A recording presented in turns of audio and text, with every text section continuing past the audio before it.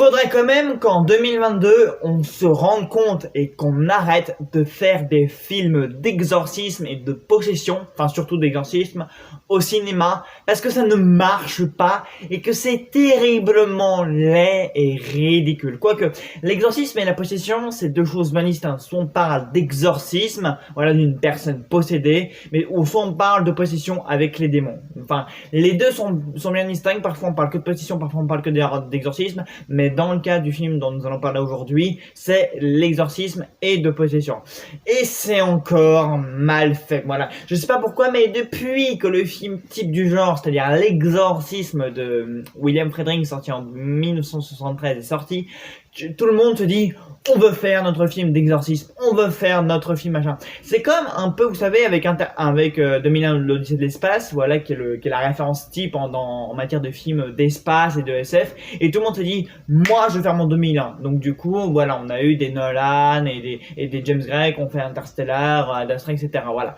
Et je sais pas pourquoi les gens s'entêtent à vouloir copier une référence d'un genre bien précis, sans toutefois réussir à l'égaler, bien entendu. Bah là c'est exactement ça, des films sur l'exorcisme ou d'exorciste, appelez-le comme ça comme vous voulez. Il y en a eu je ne sais pas combien, voilà. Déjà pour commencer, il y a eu toutes les suites au film L'exorcisme. Bon, déjà le premier, je n'aime pas ce film, je le déteste, je le trouve hideux, laid, vulgaire. Enfin, c'est considéré comme le film le plus effrayant de tous les temps. Je vois pas où est-ce qu'on voit de l'effroi et de la peur là-dedans. Enfin, il y a peut-être des trucs un peu laids et dégueulasses, mais il y a rien d'effrayant là-dedans, voilà. Je l'ai pourtant vu au cinéma, l'exorciste, hein, quand il repassait en version restaurée quelque enfin bref, vous savez, il y a des rééditions, c'est pas mal ces derniers temps. Je l'avais vu à cette occasion-là. Je vois pas où ça fait peur. Après, peut-être que sur certains il fait très peur, mais en tout cas, enfin, c'est plus le genre de film qui marche. Et à chaque fois qu'il y a un film sur l'exorcisme qui passe, et bah sur l'affiche ou dans la bande c'est marqué le film le plus terrifiant depuis l'exorcisme. Mais en soi, c'est même pas un bon argument marketing puisque le film type d'exorcisme, donc celui de 73, n'est même pas effrayant. Donc en soi, j'ai envie de dire aux mecs qui font la com de ce truc, arrêtez de prendre ce film-là comme référence parce que il est mauvais ce film, il est mauvais. Bon, je sais qu'il va y avoir une suite officielle faite par David Gordon Green, donc je vais quand même y jeter un coup d'œil puisque j'aime bien le mec qui a fait ça. Voilà, Gordon Green, vous savez pourquoi, il a réalisé la dernière trilogie Halloween. Mais faut arrêter de faire des films d'exorcisme, c'est mauvais, c'est ridicule. Enfin, je suis désolé, mais moi, une nana qui se tortille comme ça dans les airs, qui pousse des hurlements étranges parce qu'elle est possédée par une espèce de démon, mais je trouve ça d'un ridicule, mais sans précédent. Voilà, et ça ne fait pas peur. Voilà, c'est juste un peu étrange, un peu malsain sur le coup. Voilà, parce que la manière dont on filme le truc, voilà, la nana ou l'homme, parce que enfin c'est plutôt une femme qui est impliquée dans ce genre de situation, mais je trouve ça mais d'une débilité, ça ne fonctionne pas en fait, hein.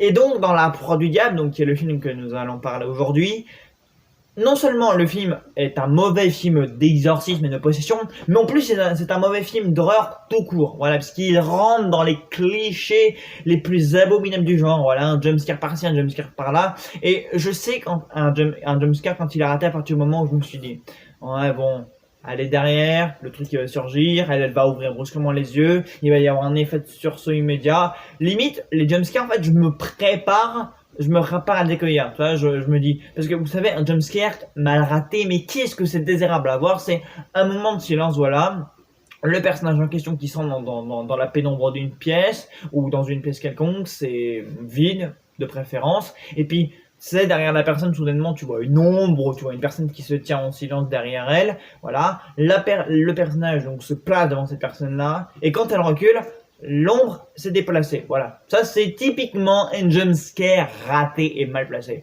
Bah, dans La Proie du Diable, c'est globalement ce genre de jumpscare absolument inutile. Mais genre vraiment, tiens. Autre type de jumpscare extrêmement loupé, quoi. C'est genre, la personne referme une porte, il y a le reflet d'une gamine bizarre ou d'un mec bizarre sur le reflet de vitre. Je vous jure, quand j'ai eu ce genre de jumpscare, je me suis dit, oh là là là là, on fait donc pas mieux que ça en 2022. Non mais, je vous jure, c'est affligeant de voir comment en 2022, certains metteurs en scène arrivent encore à faire des films et à tomber dans ce genre de cliché-là. Vraiment, ça nous fait sur ces 2 secondes, voilà. Bon, mais c'est extrêmement chiant parce que les jumpscares, on les voit, on les sent, ils sont prévisibles, etc. Enfin, bref, pareil, la nonne, enfin, la sœur, là, l'héroïne du film, voilà, qui se promène dans les couloirs, qui pense entendre des voix qui l'appellent, du coup, elle se retourne, il y a personne derrière elle, et en fait, la personne est juste derrière elle, et du coup, ça nous fait sursauter. Oh là là, que c'est affligeant, mais de faire des jumpscares aussi mal faits. Enfin, les jumpscares en eux-mêmes sont des principes, sont des artifices d'horreur qui n'ont jamais fonctionné au cinéma. Quoi qu'il y en a certains, bon allez, qui sont corrects. Là, tu te dis, oh, ça fait peur, allez, 2 minutes. Mais vraiment, la prod du diable, en fait, c'est fait de jumpscares horriblement mal placés. Et les scènes d'exorcisme à l'arrière sont même pas les scènes les plus pires. Voilà. Même si c'est déjà vu. Voilà, parce que même si c'est déjà vu, c'est même pas les plus mauvaises scènes. Parce qu'il y a une scène au milieu du film ou vers la fin du premier acte avec une gamine. Voilà, il y a 2 mecs qui tentent d'exorciser une petite fille qui s'appelle Nathalie. Et la scène en elle-même, celle-là, elle était plutôt réussie. Voilà, elle dure au moins 3 voire même 5 bonnes minutes. Voilà, elle commence à faire une tête un peu bizarre. Elle a des cicatrices partout. Elle grimpe au mur. Enfin voilà, une petite fille possédée quoi. Un exorcisme hein, évidemment, c'est référencé de ça. Et cette scène-là, pour le coup, elle était vraiment bien réussie. Voilà, parce qu'il y a plus de tension, il y a plus d'enjeux psychologiques. En fait, ce qui fonctionne dans le cinéma d'horreur, c'est plus la psychologie et la tension d'une scène, et pas forcément les artifices qu'on va utiliser pour effrayer le spectateur. Et ça, en fait, faut vraiment le comprendre. Et c'est pour ça que cette scène-là, d'exorcisme de la petite fille, quand elle intervient, elle est bien faite parce que voilà quoi, il y a même à un moment donné, il y a un moment où elle se fait étouffer par ses cheveux qui lui rentrent dans la bouche. Bah même ça fonctionne bien mieux que 3 4 jumpscares mal placés. Voilà, parce que je parle, la tension, c'est palpable en fait. Il y a quelque chose qui est palpable. On a peur qu'elle s'étouffe. Enfin, il y a quelque chose qui est beaucoup mieux quoi. Sinon, pour parler d'autre chose que des artifices et des scènes d'exorcisme, voilà, dont l'une est réussie encore une fois. L'histoire en elle-même partait d'un bon concept, voilà, puisqu'en fait on parle d'une école où on pratique l'exorcisme, enfin pour les hommes, on apprend aux hommes à pratiquer l'exorcisme, tandis que les femmes, elles, voilà, le rôle c'est de prier, bref, c'est plutôt de réconforter les malades, en quelque sorte. Donc en soi tu dis une école d'exorcisme. Ok, l'idée n'est pas mauvaise. C'est pas pour ça que, en fait, que j'étais curieux de voir le film, parce que je me suis dit, tiens, il y a peut-être des trucs étonnants à voir dans ce genre de film. L'histoire, effectivement, elle est plutôt bateau. Voilà, une héroïne encore traumatisée par son passé, parce que sa mère est elle-même possédée, qu'elle s'est suicidée, du coup elle se sentit coupable. Voilà, au début, on a quelques flashbacks de notre héroïne, donc Annie, de quand elle était enfant, que sa mère l'a maltraitée parce qu'elle était possédée, du coup c'est ça qui l'a entraîné vers le chemin des sœurs et de la religion, en gros. C'est tellement bateau comme genre d'intrigue. Enfin, les scènes en elles-mêmes sont bien faites, voilà, puisque même avec la mère en plus dans les flashbacks, on fout du jumpscare. Mais il y a des effets qui sont plutôt réussis. Mais globalement, en fait, le concept, le seul concept qui est réussi, la seule vraie idée qui est réussie, en fait, c'est vraiment l'école de l'exorcisme avec du coup l'héroïne principale, donc Annie, qui va vouloir en apprendre plus que ce qu'elle n'est censée en apprendre.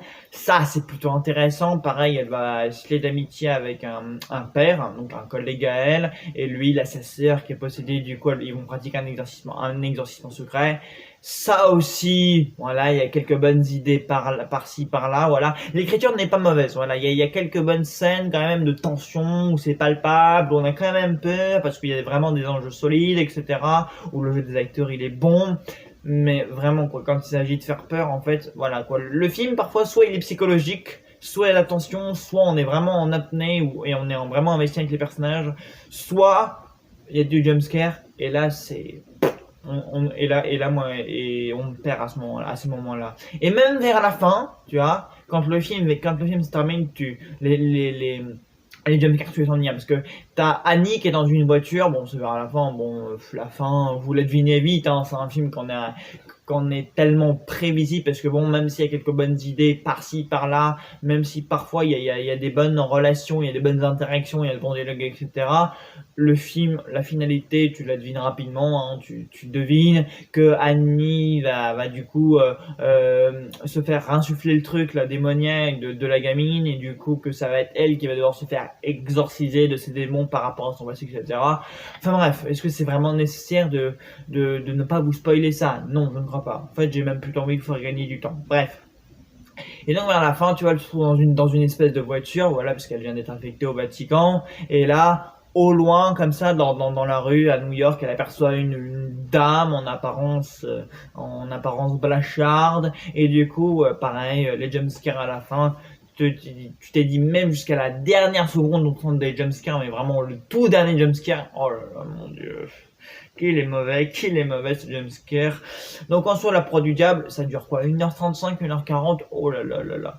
C'est, encore une fois, c'est dommage parce que le scénario n'était pas trop mal foutu, quoi. Quand même, il y a des scènes vraiment où on est dedans. Voilà, il y a des scènes quand même où j'étais quand même vraiment dedans, quoi. Où je rentrais dans le film. Mais après, quand ça retombe dans les habituels clichés et stéréotypes du genre, voilà quoi, j'étais en mode bon, ça c'est intéressant, mais la scène d'après, ça racontait plus grand chose quoi. Voilà, même l'héroïne, son chemin narratif, son enfance, sa backstory et où on arrive son personnage, c'était déjà tellement revu quoi. Mais waouh, la proie du diable, j'étais curieux dans ce que ça donnait parce qu'il m'avait semblé quand même qu'il y allait avoir des éléments intéressants au final. Est-ce que c'est le cas? Pas tellement, non, j'en ai bien peur. Bah écoutez, je pense qu'on en a déjà fini. Ouais, 11 minutes de vidéo, c'est parfait. Donc écoutez la proie du diable, éventuellement, voilà, si vous avez juste envie d'avoir quelques mini frissons devant un petit film pour Halloween, à la rigueur, vous pouvez aller le voir au cinéma, voilà.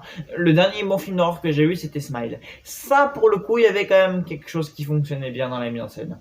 Mais alors, celui-là, niveau mise en scène, on a eu le droit à tout. Voilà, encore une fois, le scénario, il est pas trop mal foutu, même si c'est prévisible et qu'on calcule pas mal d'éléments. Mais alors, pour la mise en scène, pour l'atmosphère est quelque chose de travaillé, mais c'est les jumpscares, les clichés, enfin bref, tout ce qui entoure la mise en scène et l'atmosphère, quoi, que ça va pas du tout.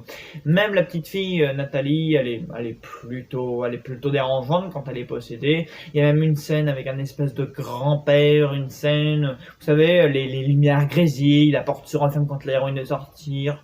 Pareil, ça fonctionne un instant et après directement on passe à autre chose. Enfin voilà quoi. La proie de l'horreur, en fait, la proie du diable, pardon, c'est typiquement le film d'horreur. Vous sortez de la salle, vous passez directement à autre chose et voilà quoi, vous allez faire autre chose. C'est tout. Voilà. Donc voilà, je pense que j'en ai terminé. Voilà, bah écoutez, n'hésitez pas à me dire ce que vous en avez pensé pour celles et ceux qui l'ont vu. Et pour ceux qui ne l'ont pas vu, eh bien, à la rigueur, voilà, pour quelques frissons, pour une soirée entre potes, ça peut être amusant, voilà.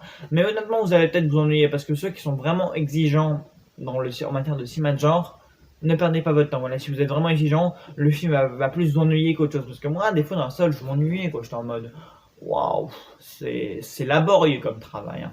Bref, bah écoutez, ça m'a fait très plaisir de vous retrouver, et puis je vous dis à très très vite dans une nouvelle vidéo. Salut à tous.